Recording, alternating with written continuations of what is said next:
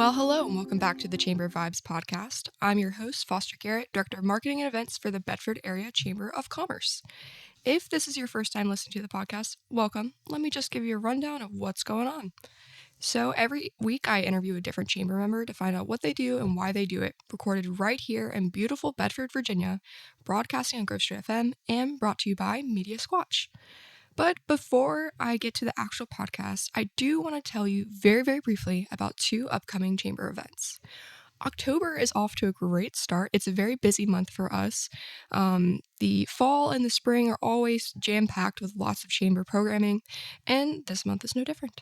So in 2 weeks, on October 23rd and October 24th, we have two back-to-back events. And you're welcome to attend both, but I'd love if you just attended one. On October 23rd, we are hosting the Bedford Forum, which has historically been held by our chamber to give voters in the town and county of Bedford an opportunity to hear from their balloted opposed candidates that are running for local elections or even at the state level. Last year, we heard from around 18 different candidates at Liberty Middle School, and it was a very jam-packed night with lots of different views and different things that we talked about. But this year, as the elections change every year, we only have 4 town council seats up. That is the only thing that we are voting for at the state and local level in Bedford. And of those 4 seats, we have 4 balloted candidates. So it's going to be a little bit different this year. We are going to have a bit of a meet and greet time at the very beginning, and then we'll hear from Mary Zirkle, who's the Director of Community Planning and Economic Development for the town of Bedford, about the upcoming comprehensive plan, which is kind of it's the plan for the future of Bedford through 2045. So that's a very big thing. And then at the end, we will get to the Q&A moderated by Tim Saunders, who is an incredible moderator. And if you've attended any of our moderated events before, we always get Tim to do it because he does a great job. So I very much invite you to come, especially if you work or live in the town of Bedford. This is a great way to get to know who will be on your town council. After that, the very next day, we actually have an after-hours networking event with Magnolia Mountain Realty. So that's October 24th from 5 to 6 p.m., although the party always goes a little bit longer when we're at Magnolia Mountain Realty because they are amazing. They're great hosts. They go all out for this event every single year. They have an overflowing cooler and lots of homemade food items, and they always have great giveaways too. All of our networking events are great opportunities to make connections, whether it be professional or personal.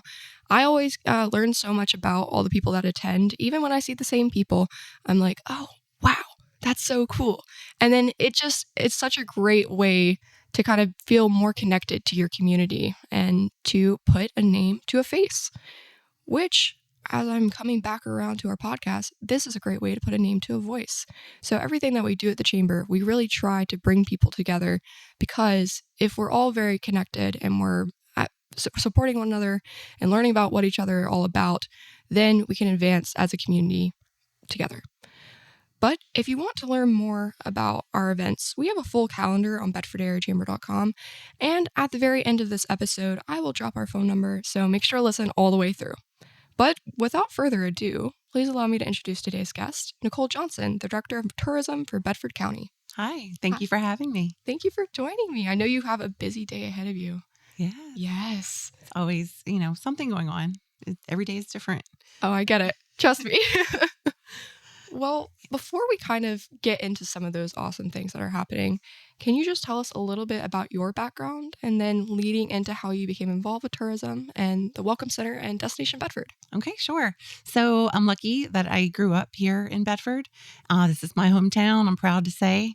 I went to Liberty High School, graduated in the 90s, and went to Radford University, graduated with a media degree there, then moved up to the big city of Washington, D.C., where I worked and lived for several years, got to travel a lot. I worked for different trade associations doing marketing and events, and it was a lot of fun. But I did decide that I missed my family and, maybe small town life wasn't so bad. So I moved back in 2007 and then ultimately ended up getting a job with the National D-Day Memorial. And that is really when I got my feet into tourism. I started to attend Virginia tourism meetings and conferences and just connecting more with Roanoke and Lynchburg and working more together. And I realized, it's bigger than just Bedford. We want to promote tourism throughout the region and throughout Virginia. We have so much to offer. And I found that that's really where my passion was. I could kind of tie in everything I loved, writing, photography, marketing my hometown, and it all fit perfectly with that job. And thankfully that job became available. After about 5.5 years of being at the D-Day Memorial, the county had the tourism position open up. And so I applied, and then I got the job. And so now I'm almost 8 years in this position. And it sure doesn't feel like that. That's amazing. It's flown by, and it's been very exciting and very rewarding. I'm not going to say it's not stressful and hard. There's a lot of expectation, but I can't imagine doing anything else. So I'm very thankful to be where I am. That's amazing. It's really interesting to kind of hear your journey as well. And I mean, not to toot my own horn, but I'm also a Liberty High School grad. I also went and got a media degree, and I went to Richmond for 6 months, and I was like, I can't do this. Yeah. Because I love Bedford. I love being a big fish in a small town. I love being able to do things for my hometown because there's so much here that is great. There's so much that we have to offer, like you said, and like not just here, but like everywhere around us. I just enjoy this region so much. Yeah. And I'm glad you moved back. Yeah, me too. It's really, I mean, you're on our board. So at our last board meeting, Mr. DePere came by and he told us about the crazy retention rate that Bedford has for teachers, especially people that went through K through 12 at BCPS, and they've returned because they love it here, because they want to get back. I think that's like a very core characteristic of Bedford is people care. People want to come back. They want to serve their community. Absolutely. And we love that. And we see that every day. And then being at the Welcome Center, we see the folks who are stepping in the door for the first time who've never been to Bedford, and they're just like, wow, we had no idea. It's so beautiful. You have so much to offer, and they end up spending, they may have just wanted to stop in and look around, but a lot of times they'll end up staying. They're like, is there a place we can stay? There's a lot to see. We want to stay longer than we thought. That's so cool. Yeah. Well, tell us a little bit about the Welcome Center. So the Welcome Center, it will be celebrating 20 years this year. That's crazy. It opened in 2004, October 29th, 2004. So we have that event coming up just to celebrate, just being around for 20 years and welcoming visitors, thousands of visitors, not quite 1 million, but close to it. That's incredible. And, we're open 7 days a week. We have a staff that is there ready to greet visitors from 9 to 5 every day. We are only closed like 4 holidays out of the whole year. But our goal is just to really showcase Bedford and all that we have to offer. We make sure that we have the restaurant menus, the local brochures and rack cards, and even for folks who are relocating, maybe not so much their interest is in the attractions, but they want to know, what are the churches? What are the health services? What are the other assets that we need to know about as a resident here? So we have that information as well. But there's also information about all of Virginia. It's not just Bedford. You really can come in and plan your next trip, or, pick up information that of a location maybe you've never heard about or ever visited. And it's just great. I love the Welcome Center. My grandma, when it first opened, she started volunteering there until she moved to Lynchburg. Yes. And so I was there a lot, and it's changed so much. It has grown so much, and it's beautiful inside. It's a great encapsulation of what Bedford is. Right. And the gift shop. Right. The gift shop is amazing. I love going there. I'm so tempted every time we have a board meeting there to go purchase something. And we try to, use our local small businesses to have many of those items. And then we have the displays. Local businesses can rent a display shelf, and we're showcasing them. And then just the photography. We just recently updated all of the photos that had been there for 20 years. And now everything is new and fresh and bright and beautiful. And we have 9 holes of disc golf that we put in because, so cool. We're the disc golf capital of Virginia. Maybe the East Coast, I don't know. But we kind of just wanted to play on that, lean into it, and that's something that visitors have walked in. They're like, I've never been to a welcome center where there's disc golf baskets. This is amazing. And, I'm sitting in my office and I can hear the chain. I know when people are playing because I can hear them hitting the chain with their disc when they make the basket. And it's beautiful just with the mountain views, and you can see the D-Day Memorial. It's just really scenic and pretty, around the back of the Welcome Center where we have the picnic area and stuff. It's a great place to go, not only if you're a visitor, but if you just want to go hang out. And I feel like I learn something new every time I go by there. I see a new business. I see a new picture that I'm like, oh gosh, I got to go there. And it's just a great place. But let's switch over to Destination Bedford. Okay. Tell us a little bit about what that is. So, when I started the job in 2017, there really wasn't a brand for Bedford. There just wasn't.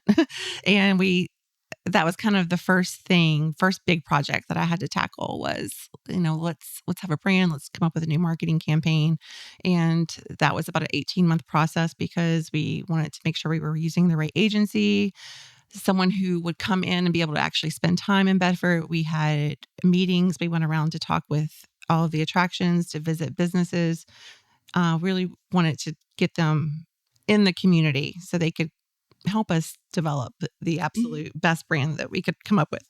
And that's what happened. And we ended up with Destination Bedford, where Ordinary Ends Bedford begins. And we've been running with that ad campaign now since it rolled out in 2019. And we actually are going to get ready to do a refresh here for 2025. Oh, that's so exciting. We're going to keep, we're not going to change like the logo or anything, but just come up with some new ads and things. But it's worked out very well for us. Visitor spending year over year has increased. We did have a little dip in 2020 because of COVID, but we did not suffer really at all. We came out very well. That's incredible. And it's really because of, the outdoor recreation assets that we have. People were still coming. We have a lot of Airbnbs. People weren't wanting to stay in hotels at that time. So we really came out and did very well. And we look for that trend to continue, hopefully.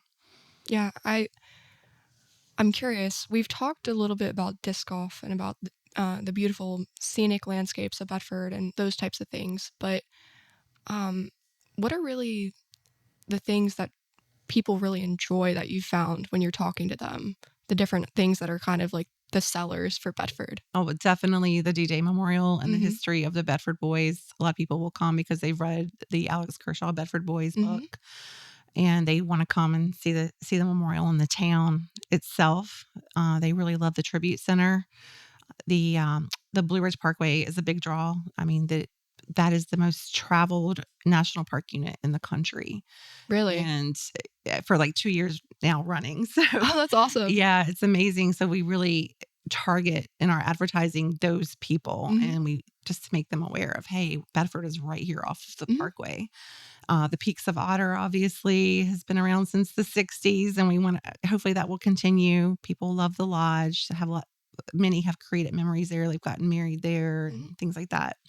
The Smith Mountain Lake, huge draw for us. Oh, yes. And I would say Thomas Jefferson's Poplar Forest.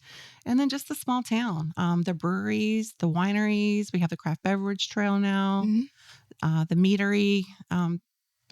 We just have a lot of different things to offer, and really, have the purpose of, people can come and stay for more than just a couple of days. Yeah, so it's really interesting. I love having the Welcome Center because you guys take a lot of the traffic we would otherwise get, because the chamber used to be Visitor Information Center. Right. Well, a lot of older people still come to us or they call us for information. And like you said, the Bedford Boys, they're amazing. It's incredible what people will tell me that I didn't even know about them because they've done so much research and now they want to come and visit us. But also people will come off the Appalachian Trail and they'll be looking for a shower or a place to rest their head for the night. And then as I'm showing them like our community guide and our maps and stuff, they're like, oh, wow, I just thought I needed like a rest stop. This is pretty cool. Is there somewhere that I can stay for a couple of days? And it's always really cool to meet those people and the people that are like thinking of coming to live here, because they're always, I think they're blown away by it. And I think also like in Bedford, I mean, growing up here, I loved being outside. I'm a country girl, but I didn't feel like there was a lot for me as a teenager, as a young person to do. And I think that living here as a young adult, I still think that's true in some ways, but I've been able to really make my own life here. There's so much more that has happened over the past 5 years that we have now. And I think a lot of people that have lived here for a while, they kind of get in this mindset of, oh, I've done everything there is to do. There's always more to do. Yeah. There's so much here, especially with the outdoor recreation. Mm-hmm. And you've mentioned that we are perhaps the disc golf capital of Virginia and perhaps the East Coast. Do you want to touch on that a little bit more? Well, we did just host the Professional World Championships event in August. That was 5 days of competition with the top players in the world. Over 5,000 spectators came in. It was amazing. I was there for every day of it, the time leading up to it. And I really it couldn't have been more perfect and wonderful, and just really showed off Bedford in a great way. That's awesome. And we look forward to hosting more events like that in the future. We have some other smaller events that are played in Bedford. You may not hear about them. It's really, the disc golf community is, they're the ones hearing about it. It may not be that everyone's hearing about them, but if you're interested in getting into the sport, it's a great time to do it. It's fun. I actually started playing after. Oh, really? After being at the Worlds and watching. I'm like, it's one of those sports where you watch and it makes you want to go out and do it. Oh, that's awesome. And I love it. So my son and my husband they're doing it too. We have disc golf baskets at our house. Please. It's really fun and it's not as easy as it looks. So I challenge you to try it. We actually played a decent bit of disc golf when I was in middle school at the old Bedford Middle School. And it is really hard. And the frisbees are not the same as like the frisbees that like you just typically think of. Like they're weighted and they have sharp edges, and it is really interesting. But I think it's really cool that Bedford, like, disc golf has kind of evolved. It's almost like everywhere you look there's a disc golf course. I know. Yeah, there's the public ones, our Parks and Rec maintain 5 courses. And then there's some private courses as well that I just have learned about them recently. And I was like, oh, wow, kind of like the secret society of disc golf.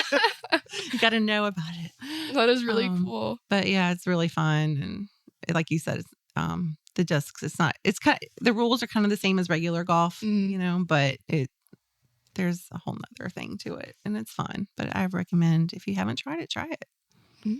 Yeah. And then the other side of recreation, we've talked a little bit about the Blue Ridge Parkway, but I know that you're involved with some projects to kind of make the whole region more effective in showcasing the Blue Ridge Parkway and getting people to know about the various things, the trails, all the cool stuff that's available there. Because even with me, I have to text like my friend's father who's lived here and is like an outdoorsy man and has been doing outdoor stuff here for like 40 years just to know about some of the things that are available. Because a lot of the paths are marked. You don't know if you're trespassing. I never want to get shot. But there's so much cool stuff. So talk a little bit about Blue Ridge Rising.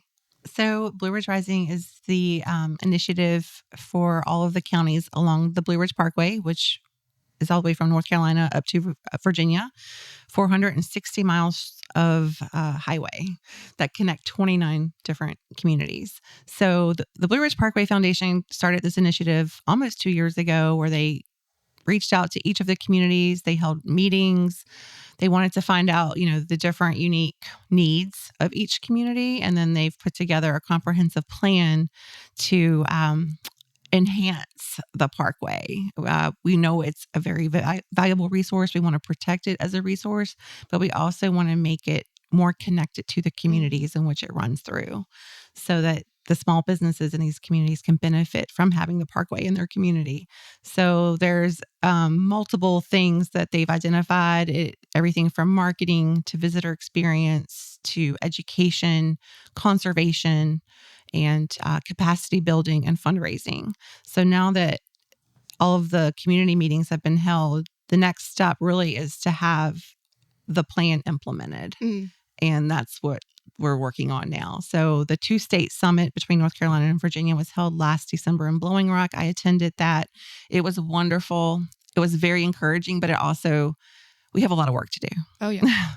This is going to take some time, maybe a few years perhaps to really delve in. But then we had the hurricane come in I know. and wipe out a lot of the parkway in North Carolina. So I don't know how that changes the plan. That is a bit daunting. Yes. So I will find out more in November at the next meeting. Yeah. We do hope that the Virginia section of the parkway will be open within the next week. I read a news article this morning about that. And I know the foundation, along with Governor Youngkin, Virginia Tourism Corporation, they actually reached out to Bedford, said, can we get some firsthand accounts from businesses that are being impacted by the parkway closure? Yeah. So D-Day, Gross's Orchard, Peaks of Otter Winery, some of the ones that really get a lot of parkway traffic, we sent them some information that they could include. So they're just trying to push it to open up sooner rather than later, especially October is peak season. It really is. Yeah. I was looking at, I was looking off my porch this morning and I was like, oh, the leaves are finally changing. It's time to go on the peaks. We're lucky that we can actually still get up to the parkway if we want to. But another local business owner who has short-term rentals, she says she's had a lot of cancellations because of the parkway being closed. So people, not from here don't realize, or they don't know all of the news. Yeah. Don't realize that they can still get on the parkway. At least the stretch from Bedford to Buchanan. There's a lot of pretty things to see.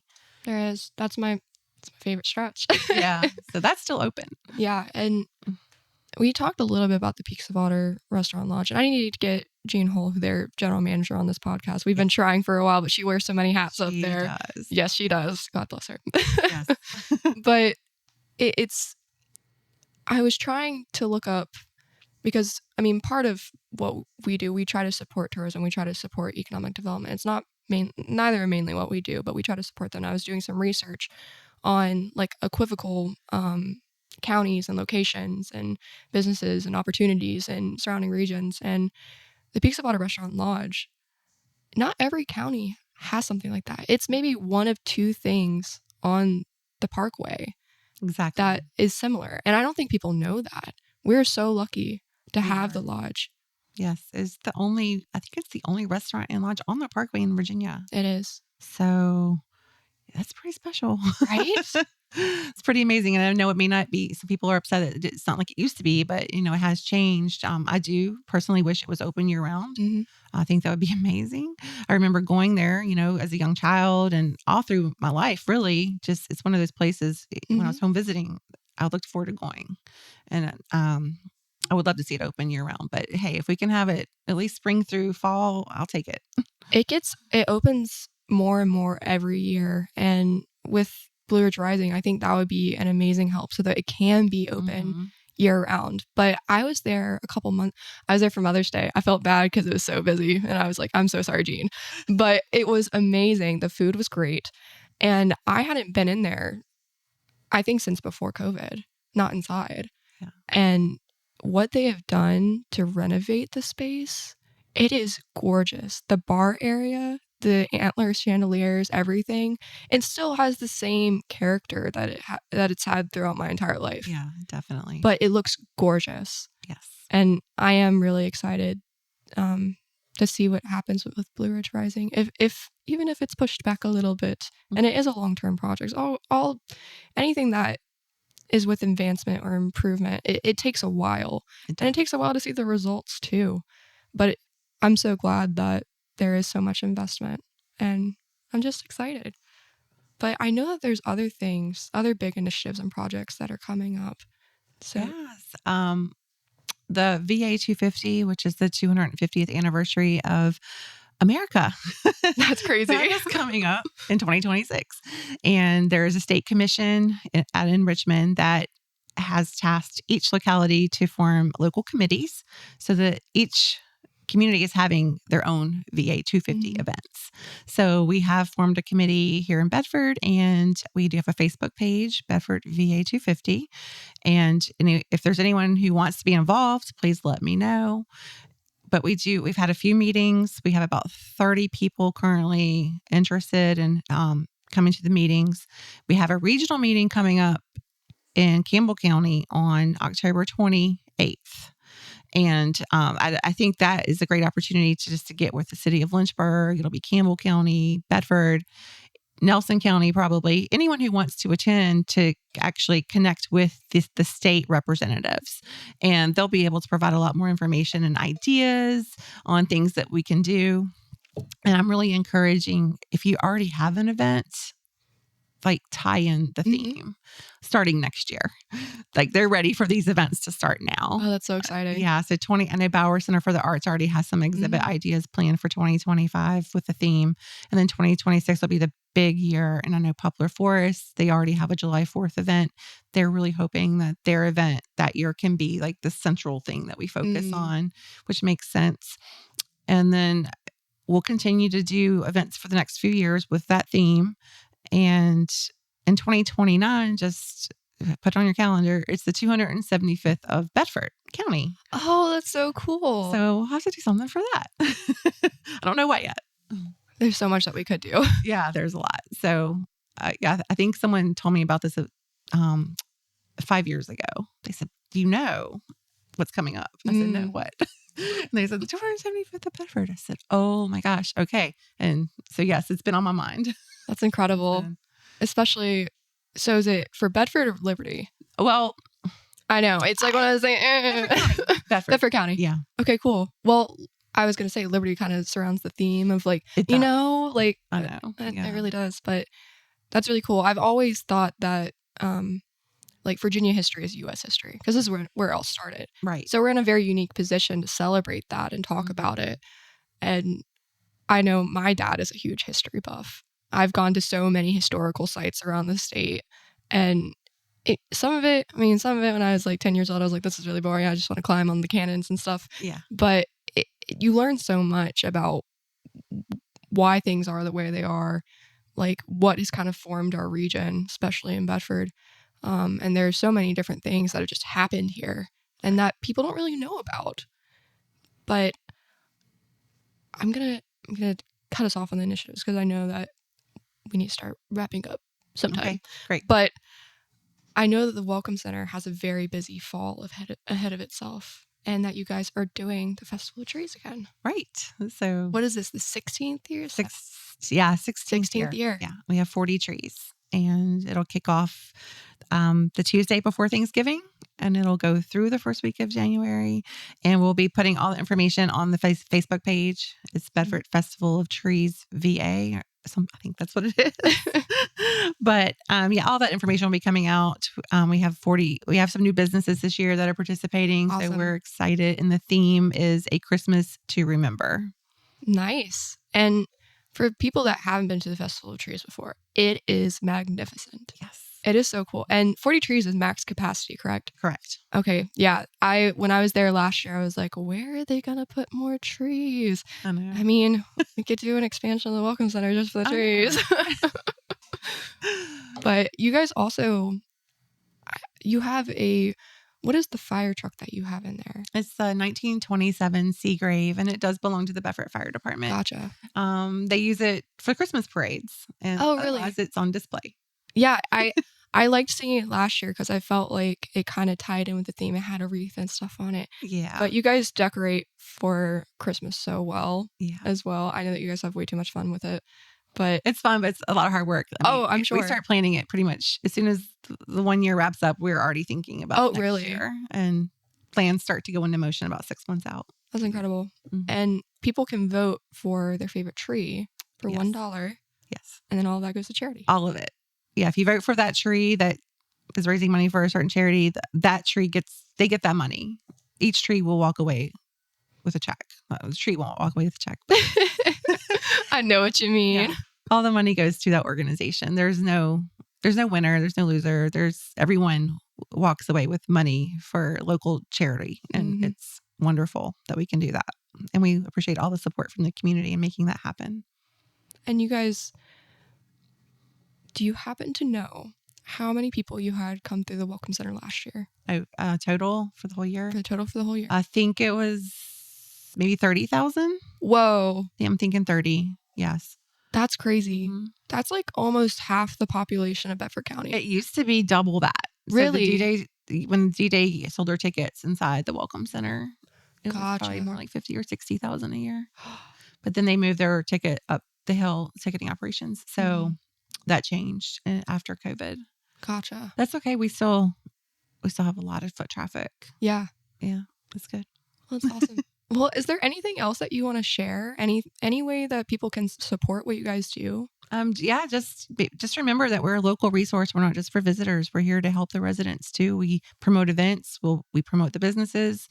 We have a website, destinationbedfordva.com, where we try to list everything: shopping, dining, where to stay, event calendar, where to play disc golf, all the things. So yeah, check it out. I love using your website. It's so well done. Thank you. And I learned so much about like Bedford being recognized as a top adventure town and stuff like that. It's a great way to keep up with what is happening in our community. And your business directory is excellent. I have a question about the business directory. Do people have to pay to be in it? Do you guys just include anybody that wants to be? Yes. Okay. Yeah. That's awesome. As long as it fits in one of the categories, we'll put them on there. Gotcha. Okay, well, excellent. And if people want to get in touch with you, what's the best way to do so? Email. Understood. My schedule is crazy, but yeah, if anyone has questions and wants to learn more, my phone number is 540-587-5681. Perfect. And people getting in touch with you, that includes travel writers, photographers. Absolutely. We have travel writer come in today, actually. We're looking forward to him being here for a couple of days. We host them a few times a year, different ones, influencers and writers. That's so cool. It's great. I think that's like a little known fact as well. And we get so much publicity from it. Yeah. Free publicity usually. Yeah. I mean, that is just one of the ways we advertise. Mm-hmm. We do national advertising and publications, digital, TV, radio. We're kind of in all the mediums out there. We do a very healthy mix of advertising to get the word out about Bedford. Well, it's working. Yes, I think it is. I hear good things. It's fun when I hear people that live in other states and they're like, hey, I saw a Bedford commercial or I saw a Bedford ad. Oh, that's so cool. Like people from here, they'll see it. Really? Yeah. Oh, that's awesome. They live elsewhere now. I'd be absolutely shocked. I've had experiences like that where I see like something about Bedford or Manita or whatever it is like on TV and I'm like, whoa. It just shocks you. Yeah, it's exciting. I know when I'm just sitting there at my house and the commercial comes on, every single time I get excited. Yeah. I'm like, yay, Bedford. Well, maybe we can crowdsource for a Super Bowl ad or something next year. Oh yeah. Well, yeah, I think we get the local airtime we can afford. The national airtime that's a little more out of our range, I think. But yeah, well, maybe we can get there one day. I hope so. That would be fun. Well, thank you so much for joining me this morning. You're welcome. This has been an awesome conversation. Well, I guess that's it. If people want to learn more about the Chamber, you can call us at 540-586-9401, or you can visit our website for information about our mission and the perks of becoming a member. But also on our website is a full directory of our membership, which is helpful for finding all sorts of great things in the region, including the Bedford Area Welcome Center. But that's all for today. Thanks so much for listening, and keep an ear out for the next Chamber Vibes podcast.